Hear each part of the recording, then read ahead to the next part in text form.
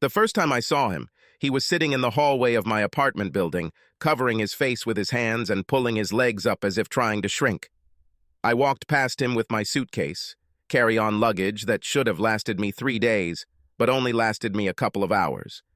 I missed my flight, and there was no point in waiting for another one because there wouldn't be another one until tomorrow. I missed the most important speakers at the conference. I might as well return home, which is what I did. I was inserting the key into the lock when the stranger raised his head. His eyes were bloodshot. This made me very anxious. "No need." That's all he said. "No need?" "Do not go there." I stared at him for a moment, trying to figure out if he was some kind of homeless pervert. But it was impossible. He was well-dressed and his hair was neatly combed, a little long, but it seemed intentional. Why not? Just don't do it. "Do you need me to call someone?" I asked, trying not to sound alarmed in my voice. This guy was starting to piss me off. "No." "Then, okay." I turned the lock, turned the doorknob, and turned my life upside down as I walked into my apartment. "Your mother." I stopped dead in my tracks, my heart pounding. "Oh my God." Female voice. "So good, baby," Damien purred. I knew that voice. He had sex with someone, only that someone was not me, his fiancé. I felt my insides clench, as if someone had led me to a cliff and thrown me off the top. I left the apartment, rolled out my suitcase, closed the front door, and leaned against it, breathing heavily. "I told you not to go there," said the stranger with a tense expression on his face. He cried. "Is that your girlfriend there?" I asked, swallowing hard. Maybe I was about to cry too. "Actually, my wife." "This is crap," I said and slid to the floor, leaning against the front door. I didn't think I could stand it. "Your husband?" "Groom," I said, sighing. "Yes, I'll have to cancel the wedding." "Lucky. I'll cancel this damn wedding." "That's right. That's exactly how I feel now," I snapped. "Lucky." "Have you already paid for the wedding?" I looked at him, at how stupidly, infuriatingly. He looked like Damien, his hair black as night, his eyes sparkling blue, and I felt sick. To her. "This sucks," he said, and then looked down at his hands as if he expected them to tell him what to do. "I'm, Hudson, like a river. Cat, like an animal. Short for Catherine." "Wow, you're such a good guesser," I said sarcastically. "You're evil," he said, and I saw him smile slightly. I didn't want to smile, but a smile appeared on my lips anyway. I smiled. Like a pathetic idiot, I smiled at this stranger whose wife was having sex with my fiancé. "Nothing evil," I said, laughing, because it was such a lie. "I can be mean. Sometimes I can be an absolute bitch. Everything is fine. I like mean girls. Nobody likes mean girls." To me, our eyes met. He didn't look as upset as he did when I first saw him in the hall, but it still looked like it was the worst day of his life. "How long have you known?" He looked over at me, at the door. "A few days." "So, you've had some time to digest this." Hudson shrugged, looking down at his hands again. "Actually, I don't think I processed it. I still don't know if I believe it." "Well," I heard them. "If I were you, I would start to believe it." His eyebrows knitted together. "I'm trying to." I sighed. "I'll have to call a bunch of sellers." Hudson nodded. "Do you think you'll get your money back?" "Maybe a little," I thought. "But most of them demand huge payments for terminating their contracts." "When is the wedding scheduled?" "In 4 months, 20th of May." "Well, the florist should be easy to cancel. Those flowers haven't even grown yet." "That's a good point," I said, leaning my head against the door. "Maybe she will take pity on me." "Yes, maybe." I turned to look at Hudson. "Are you going to get a divorce?" He continued to look at his hands, his gaze so intense that for a minute I imagined him as Superman with laser beams piercing his eyes. He had dark hair, blue eyes, and broad shoulders, so he definitely fit the role. "Yes," he said quietly. "I'm sorry." Those intense eyes flashed. "Don't say that." I frowned. Why? I'm not allowed to have even the slightest regret that my fiancé turned out to be such a scoundrel. No, said Hudson. It is not your fault. I did not say that. Then don't apologize. Damn it, I muttered. I'm just trying to be sympathetic. He cocked his head to the side, giving me a look that I couldn't quite read. I'm sorry that my wife is having sex with your fiancé. My heart felt like it had just been squeezed too hard. Okay, point accepted. I take my words back. I'm not sorry. Fuck them both. This is more like the truth. I hugged my knees. What are you doing just sitting here, Hudson? Do you want to catch her leaving the apartment? He shook his head. I just wanted to confirm my suspicions. I didn't have a plan. Then why are you still here? You let her ruin such a beautiful day. Go for a walk, clear your head, get out of here and call a lawyer or someone. I was about to leave, but then a woman named Kat showed up, and now I kind of want to know what she does. My cheeks became slightly warmer. She's so boring. His eyes flickered to mine. Don't know. I think she's quite interesting. You don't know that. You don't know anything about her. I know that she is evil and mean. This brought another smile to my face. Yes, I think she is. Hudson held my gaze, smiling back at me. Looking at him, I wondered how anyone could be so stupid as to cheat on him. He sat there in a simple t-shirt and jeans, but he looked really, really damn good. The way he tucked those clothes in was, well, very cute. A blush bloomed on my cheeks as we gazed at each other. It's a pity that we had to meet like this, he said. Right? This is literally the worst way to meet a guy. He grinned, flashing a perfect set of teeth. How old are you, Hudson? 34. You? 29. His gaze lingered on my face. What are you doing, Kat? I work on insurance claims. Sounds boring. I snorted. You have no idea. I have a boring job, too. Oh, yeah? What are you doing? I'm a librarian. I laughed.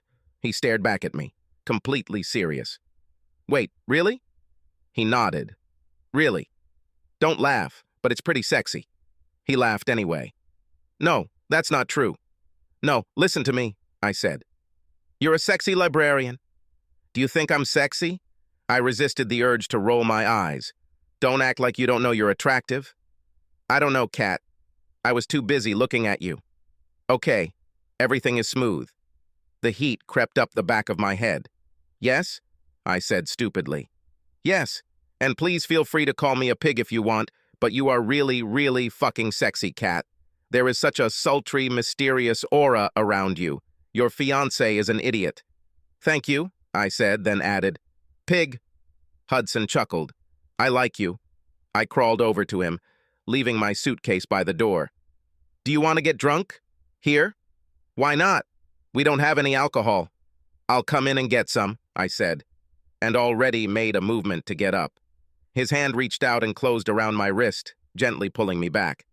No need, he said, and rose to his feet. I'll bring. Where's the alcohol? Well, is this such a good idea? I asked, looking up at him. Don't you want to kill him? They deserve each other, he said coldly. There is a wine refrigerator in the kitchen, opposite the dishwasher. I'll be right back, he said, and carefully opened the front door. About a minute later, he returned with 2 bottles of wine. Why don't you have anything but wine? He asked, unwrapping the bottle wrapper. He started to take off his shoe. I think we only like wine, I said, looking at him warily. Why are you taking off your shoes? Correction, he said, putting the neck of the bottle into his shoe. Shoe in the singular. I only need one to open the wine. I would tell you where the corkscrew is, but you didn't do it, he said, and hit the wall with his shoe. The plug popped out. Impressive, I said. He handed the bottle of wine to me, taking another bottle and opening it the same way. To your health. We clinked wine bottles and drank. He had been drinking for much longer than me, red wine trickling down the corner of his mouth. When he finished, he drank half the bottle. You have a little, something here, I said, pointing to his chin. He wiped it away with the back of his hand and suddenly smiled at me. Do you feel better? I asked, amused. Yes. He sighed and added, "No." Then he laughed. "I think I need to drink as much as you do to be happy." "I'm not happy. I don't care, Kat. Doesn't it bother you that your wife is having sex with my fiancé? And you?" I drank and drank and drank and drank until half the bottle was in my stomach. Then I answered, "No." "I guess I don't care either. I do kind of want revenge, though. How can we take revenge on them?" "I really don't know," he said, and put on a thoughtful expression. It was quite nice. "What does she hate?" "She hates it when I wear this shirt," he said, but I didn't see anything wrong with it. Star Wars t-shirt. Not exactly revenge, in my opinion. "Okay, well, we definitely won't ruin her day with your shirt," I said. "Let's do something terrible to even the score." A second passed when his gaze met mine. His gaze was intense, almost disarming. I knew what he was going to say before he even said it, but hearing it still sent shivers through my body. "You mean what they're doing right now?" Hudson and I quietly made our way into the apartment, undressing in the hallway. "Is this a good idea?" I whispered. "No," he answered in a low voice, and brought his lips to mine, kissing me against the wall. As for first kisses, wow. He kissed me as if I were the most desirable woman in the world, as if he needed me to literally breathe with him. It tasted like wine and bad decisions, but I didn't really care because it was a situation of wine and bad decisions.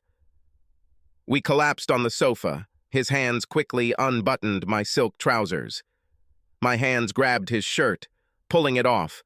His lips left mine for just a moment, but I immediately felt his absence, as if kissing him was as necessary for me as breathing. I squirmed under him, staring at this stranger about whom I knew almost nothing. I felt the power of his presence, as if he were a river with which he shared a name. His arms were powerful and covered in muscle, and his chest was broad and firm. My arms wrapped around his waist. The way his hips tapered down made me tremble with anticipation. He was handsome, and I couldn't understand why anyone would cheat on a man like him, but I certainly wasn't complaining at that moment. He was mine to enjoy, at least for now. All our movements were hasty, but this had nothing to do with the fact that our partners were in another room. Something about the way Hudson looked at me told me that he wanted this because he wanted me.